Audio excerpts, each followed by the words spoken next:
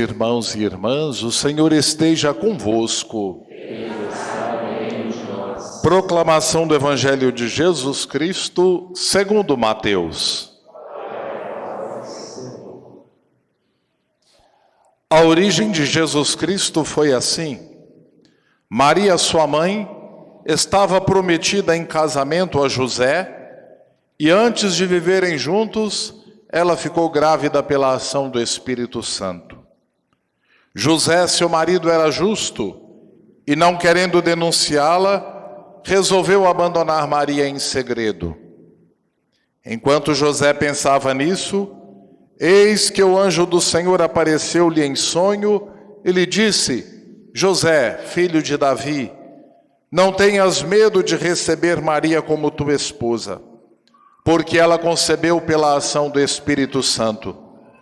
Ela dará à luz um filho, e tu lhe darás o nome de Jesus, pois ele vai salvar o seu povo dos seus pecados. Tudo isso aconteceu para se cumprir o que o Senhor havia dito pelo profeta. Eis que a virgem conceberá e dará à luz um filho. Ele será chamado pelo nome de Emanuel, que significa Deus está conosco. Quando acordou, José fez conforme o anjo do Senhor havia mandado e aceitou sua esposa.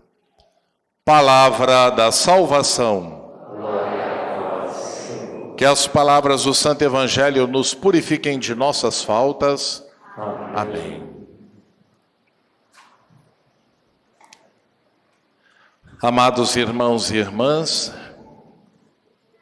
a palavra primeira é de acolhimento, de agradecimento a todos que vêm rezar conosco nesta noite, aqueles que rezam conosco pelas ondas da Rádio Congonhas, bem como os que rezam acompanhando as redes sociais aqui da Basílica do Bom Jesus. A liturgia do Advento, ela deseja preparar o nosso coração para acolher o Senhor que vem ao nosso encontro. Primeiro domingo do Advento, fomos exortados à vigilância, a escolhermos o caminho da vida que nos conduz à graça de Deus e evitarmos o caminho da morte, o caminho do mal, que nos afasta e nos lança nas trevas do pecado, colocando-nos distantes do amor, afastando-nos cada vez mais da graça do Pai. No segundo domingo, irmãos e irmãs, o convite era a conversão. Retirar do nosso coração tudo aquilo que impedia que Cristo pudesse nele renascer. No último domingo, celebrávamos a alegria do Senhor que vem ao nosso encontro e deseja encontrar o nosso coração preparado para iluminar nossa vida, nossa caminhada com a sua luz.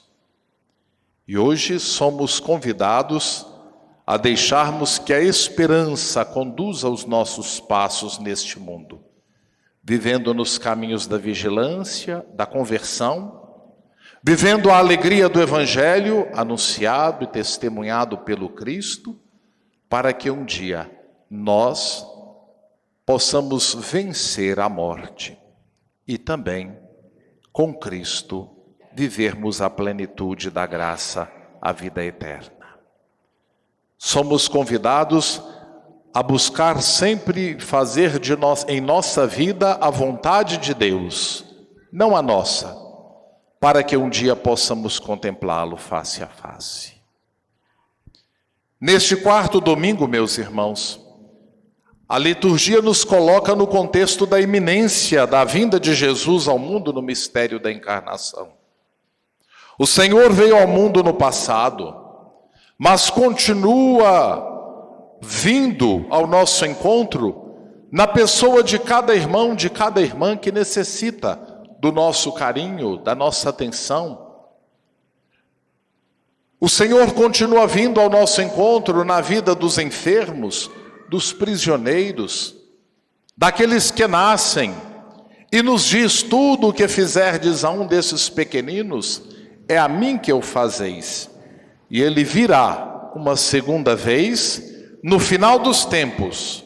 Portanto, enquanto esperamos a expectativa de sua manifestação, somos chamados a praticar a justiça e viver o amor. Este é o exemplo que hoje recebemos de São José no Evangelho ainda há pouco proclamado. Diz o Evangelho que ele era um homem justo. Porém, se a justiça consistisse somente na observância estrita da lei, José não seria justo. Por quê? Havia uma lei muito clara nas Escrituras de Israel que decretava a pena de morte para as mulheres adúlteras. Maria, estando grávida antes de habitar com José, poderia ser enquadrada em tal situação. Segundo a lei, José deveria denunciá-la e Maria seria apedrejada até a morte. Porém, José em seu coração deseja o bem de Maria e não o mal. E em vez de denunciá-la, escolhe abandoná-la em segredo. A Escritura é muito clara para nós. José resolve abandonar Maria em segredo. Portanto, ele não age segundo a lei dos códigos, mas segundo a lei do coração. A justiça não é simplesmente a observação de normas escritas sem considerar a situação das pessoas. Muitas vezes corremos o risco, queridos irmãos e irmãs, de vivermos a justiça da lei de Talião, olho por olho, dente por dente. Estamos ainda muito tempo parados no passado. Se me fez o mal, eu farei o mal para ele. Se me magoou, também vou lhe magoar. Se me roubou, também merece ser roubado. Se me feriu, merece ser ferido. Esta é a lei de Talião, olho por olho, dente por dente. Se agimos assim, que diferença fazemos? Quando eu falo mal de quem fala mal de mim, eu me igualo a ele. Quando eu persigo aquele que me persegue, eu também me igualo a ele. Quando eu sou capaz de desejar o mal ou a injustiça para quem me foi injusto, eu me igualo a ele. Portanto, que diferença fazeis, diz Jesus Cristo. Até os pecadores agem assim. Se quisermos ser diferentes, é preciso termos a capacidade de interpretar as normas escritas à lei do coração. Quem é justo segundo a lei se detém no código escrito, mas quem é justo segundo o coração alcança a lei escrita na consciência. Quando estas duas leis estão em contraposição, melhor obedecer à lei do coração.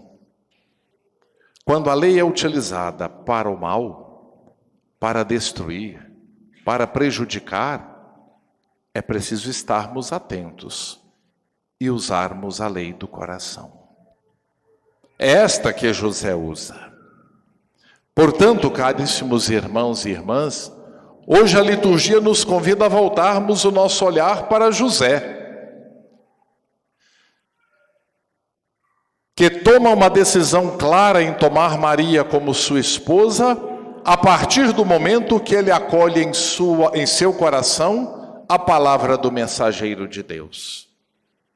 Em sonhos, José acolhe de Deus a mensagem: não tenhas medo de tomar Maria como sua esposa, pois o filho que é gerado no seu ventre é obra do Santo Espírito. Amados irmãos e irmãs, muitas pessoas têm dificuldade para compreender a ação de Deus no seio de uma jovem virgem. Ora, se Deus é capaz de gerar no ventre de uma senhora estéril e aos 60 anos, João Batista, por que ele não poderá gerar no ventre de uma jovem virgem o seu filho? Vindo a nós, fazendo-se um de nós, assumindo a natureza humana em tudo, menos no pecado. Para Deus, tudo é possível. Amados irmãos e irmãs, corremos o risco de pensar diante das dificuldades, da dor, que Deus nos abandona.